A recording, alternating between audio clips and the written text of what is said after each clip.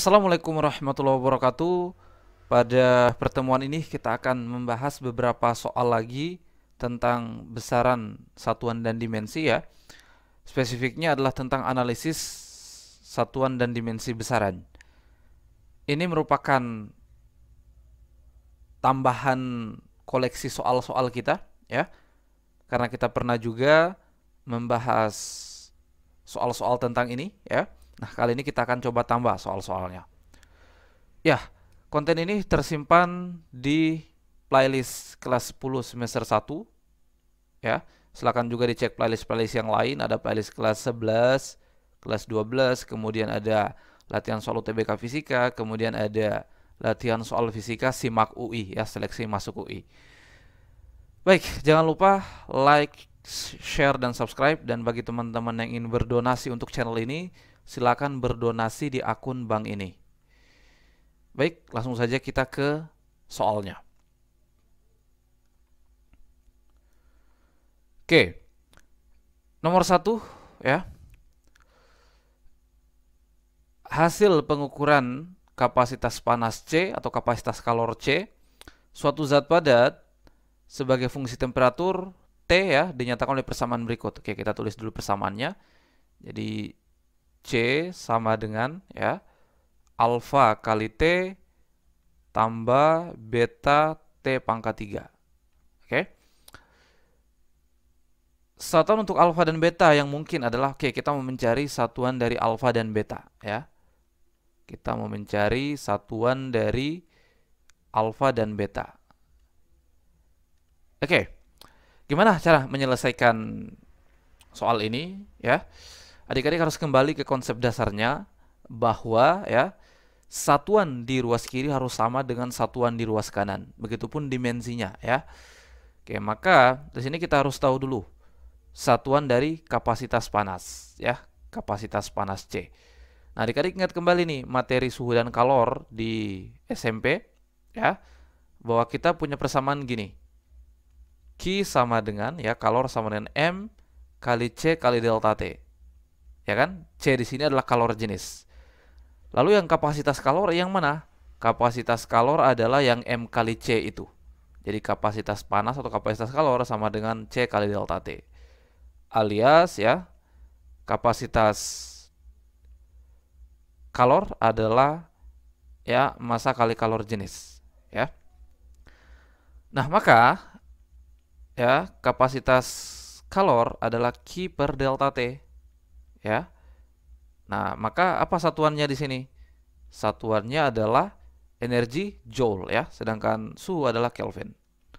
Jadi satuan dari kapasitas kalor atau kapasitas panas adalah joule per Kelvin. Nah, maka ya kita coba nyatakan persamaan di atas dalam bentuk satuan.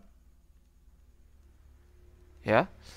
Maka satuannya adalah kapasitas kalor adalah joule per Kelvin sama dengan, nah alfa kita belum tahu ya, karena itu yang mau dicari ya kita tulis saja alfa ya. Kemudian T itu suhu ya atau temperatur. Satuannya Kelvin tambah beta kemudian Kelvin pangkat 3. Ya kan? Oke, lalu bagaimana cara mencari satuan alfa dan beta? Ini mudah ya, bahwa tadi seperti yang saya katakan bahwa satuan di ruas kiri ini joule per Kelvin, maka suku ini juga satuannya harus joule per Kelvin, dan ini juga harus joule per Kelvin ya. Jadi jadi ya alfa Kelvin ini ya harus bersatuan joule per Kelvin ya.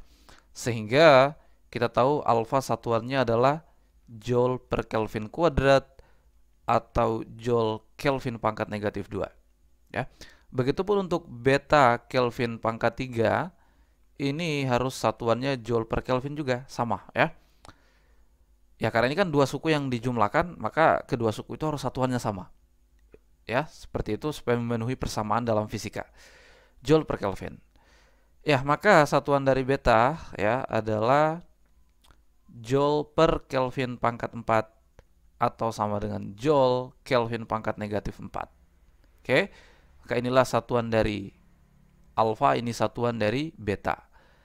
Maka jawaban yang benar adalah ya Joule Kelvin min 2 untuk alfa. Ya, ini yang benar ya. D.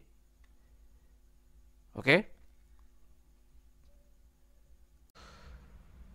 Ya, soal berikutnya, menurut Charles Coulomb, dua benda bermuatan terpisah sejauh jarak tertentu mengalami gaya tarik menarik atau gaya tolak menolak yang besarnya dapat dinyatakan oleh persamaan berikut. Oke, kita tulis dulu rumusnya. F sama dengan ya K Q kuadrat per R kuadrat. Oke, dengan F adalah gaya tarik menarik atau gaya tolak menolak, K kosata Coulomb, Q adalah muatan benda, R adalah jarak antar kedua benda. Oke, ini tentang listrik statis ya, gaya Coulomb atau gaya elektrostatik. Bahwa kalau ada dua benda ya yang baik dia bermuatan sejenis atau berlawanan, maka akan muncul interaksi berupa gaya tarik menarik atau tolak menolak. Ya, disebut dengan gaya elektrostatik atau gaya Coulomb ya. Nah, ini persamaannya. Kemudian kita di sini disuruh mencari ya dimensi dari konstanta Coulomb K. Oh, kita mau mencari dimensi dari K ini. Apa dimensi dari K ya? Oke, supaya kita tahu dimensinya, kita harus tahu dulu rumus dari K ya. Rumus K kita bisa nyatakan dari sini ya. Ini ya, dari sini kita dapatkan bahwa K ya adalah FR kuadrat per Q kuadrat. Ya kan? Nah, kemudian kita coba nyatakan dalam bentuk satuan ya. Ya, kita nyatakan dalam bentuk satuan supaya mudah nanti ketika kita mengubahnya ke dalam bentuk dimensi ya. Ya, kalau kita nyatakan dalam bentuk satuan ini ya, atau gini ya.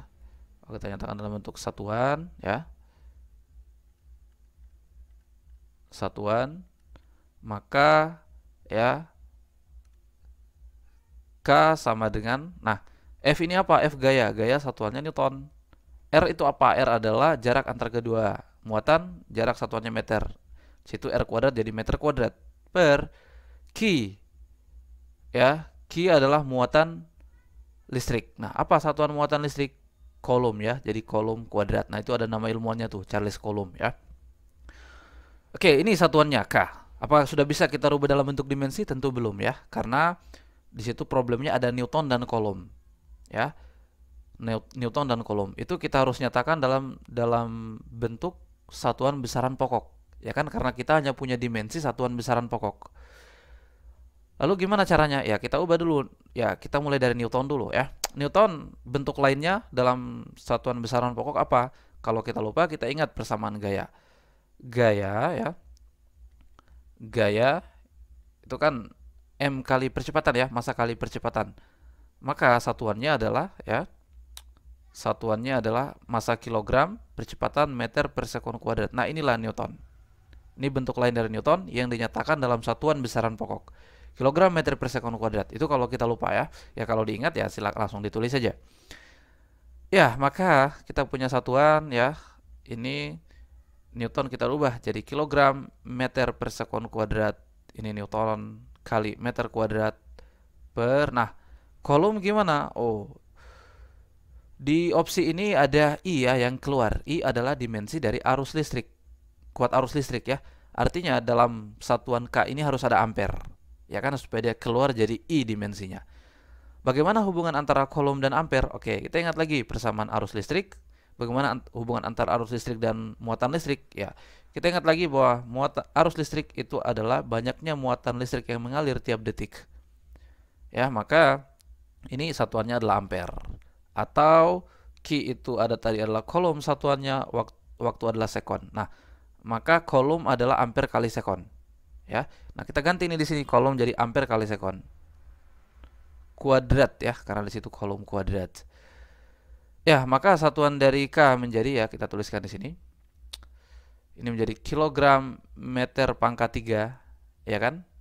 Per ya ampere kuadrat sekon pangkat 4. Gitu ya. Kilogram meter pangkat 3 per sekon kuadrat kali sekon kuadrat sekon pangkat 4 ampere kuadrat. Oke. Ini satuan dari K dan sepertinya sudah dalam bentuk satuan besaran pokok nih, ya kan? Nah, berikutnya tinggal kita nyatakan dimensinya. Ya, kita nyatakan dimensinya. Ya. Dimensi dari K. Ya, Kilogram itu dimensinya M ya. Oh ya, untuk mempermudah coba kita nyatakan dulu dalam bentuk perkalian semua ya. Jadi ini kilogram meter pangkat 3 ya, sekon pangkat negatif 4, ampere pangkat negatif 2 gitu ya. Kilogram meter pangkat 3 ya gitu ya. Nah kemudian ini kita nyatakan dalam bentuk dimensi. Dimensinya kilogram adalah M, massa ya, mass, kemudian meter ini panjang ya, long, pangkat 3, kemudian sekon ya, itu time ya, waktu, time, pangkat negatif 4, kemudian ampere, arus ya, itu I, pangkat negatif 2. Inilah dimensi dari K. ml pangkat 3, T pangkat negatif 4, I pangkat negatif 2. Dan itu kalau kita cek, yang benar adalah C ya. Ya, C. Oke, soal berikutnya, ketika sebuah bola baja yang berjari-jari R jatuh pada laju V melalui suatu zat cair, bola tersebut mengalami gaya hambatan F yang dinyatakan oleh persamaan berikut. Oke, persamaannya F sama dengan AR V. R itu adalah jari-jari bola, V adalah lajunya ya. Dengan A adalah sebuah konstanta. Oh, A-nya konstanta ya. Manakah di antara pernyataan berikut ini yang merupakan satuan SI yang sesuai untuk A? Oh, kita mau mencari satuan dari A. Ya, kita buat saja seperti tadi ya. Nah, kita coba cari dulu persamaan A. Dari sini kita bisa peroleh A sama dengan ya F per R kali V. Ya, berikutnya kita nyatakan nih satuannya. Satuan dari A ya. F itu adalah Newton. Ya kan, gaya ya. F di situ kan gaya. Gaya hambatan, oh gaya, Newton ya. R itu jari-jari, meter, V adalah laju, meter per sekon. Maka ini menjadi Newton per meter kuadrat per sekon kuadrat ya. Atau ini sama dengan ya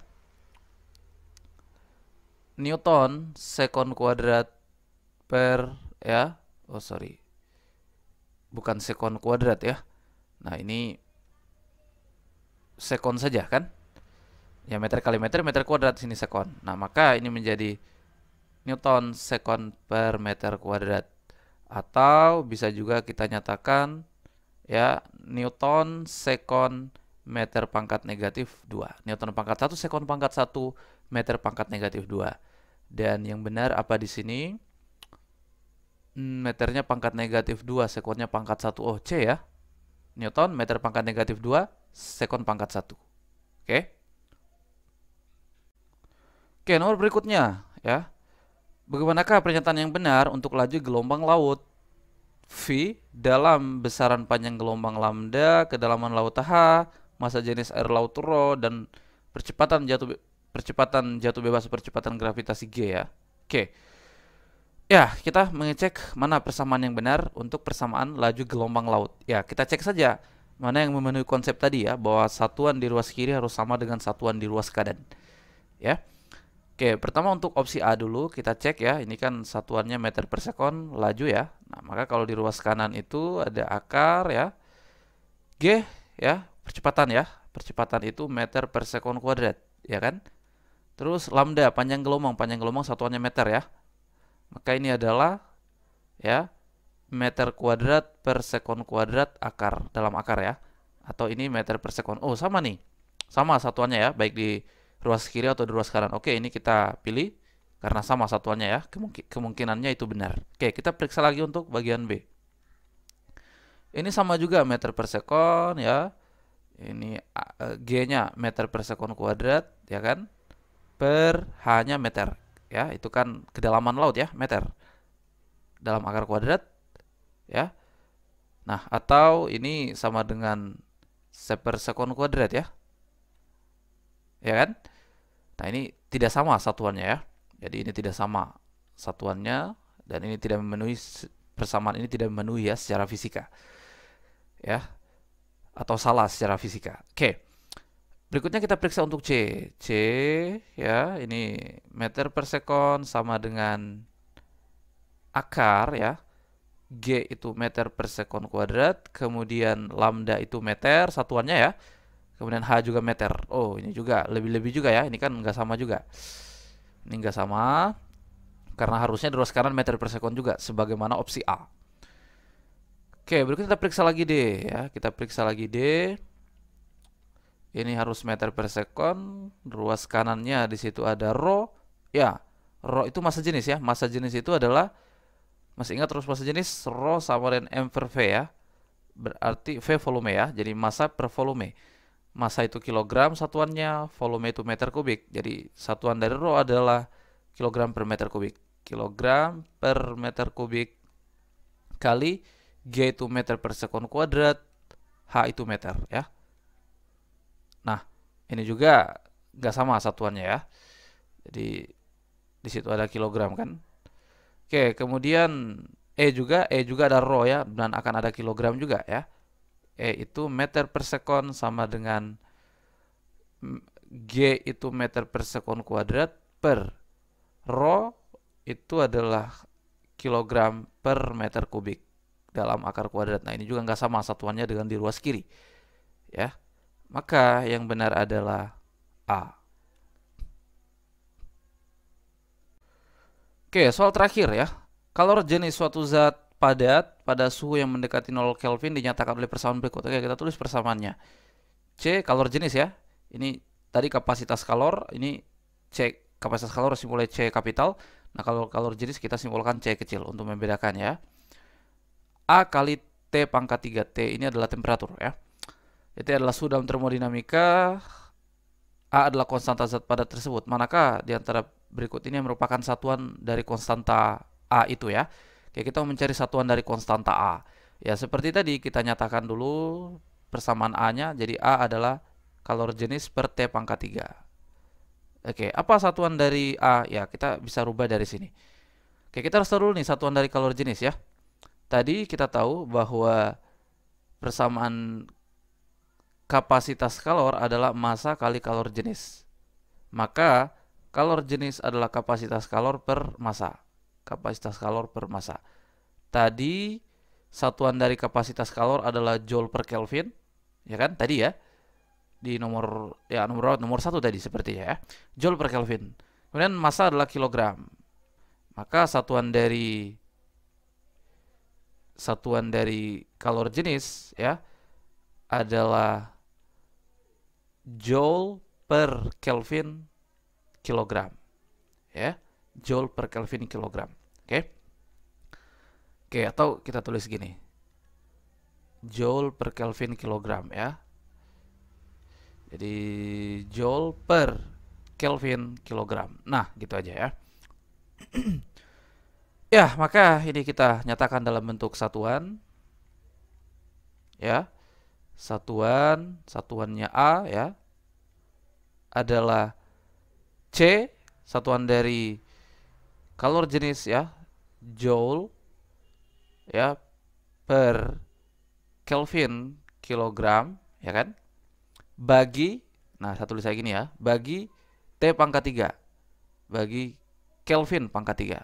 Suhu ya, Kelvin pangkat 3. Nah, atau ini sama dengan ya joule per ya kan Kelvin pangkat 4 ya kali kilogram gitu ya. Masalah berikutnya muncul, apa itu joule. Nah, kita lihat opsinya itu semua dalam bentuk satuan besaran pokok ya. Maka kita ubah nih bentuk lainnya joule sebagaimana Newton tadi. Newton tadi punya bentuk lain, satuan besaran pokok. Nah, sama dengan joule, punya bentuk lain. Oke, kalau kita lupa, kita ingat joule ini satuan dari energi. Oke, paling mudah kita pakai energi apa? Ya sama saja kan, semua energi satuannya joule.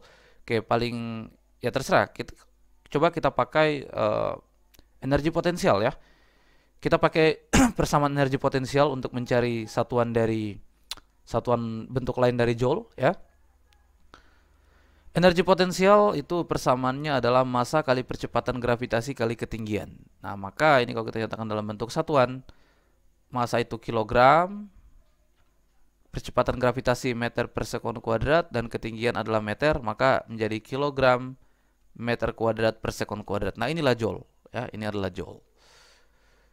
Maka kita ganti di sini ya menjadi kilogram meter kuadrat per sekon kuadrat ya per Kelvin pangkat 4 kali kilogram. Oke. Maka ini menjadi ya kilogram ya meter kuadrat per ya Kelvin pangkat 4 sekon pangkat 2 kilogram gitu ya. Oke, ini coret ya, kita tinggal punya persamaan ya, meter kuadrat Kelvin pangkat 4 sekon pangkat meter kuadrat Kelvin pangkat negatif 4 ya, sekon pangkat negatif 2. Dan itu opsinya adalah ya meter kuadrat, oke. Kemudian Kelvin pangkat negatif 4 sekon pangkat negatif 2. Oh, D ya. Meter kuadrat, oke, sekon pangkat negatif 2, Kelvin pangkat negatif 4. Iya, betul D ya. Oke.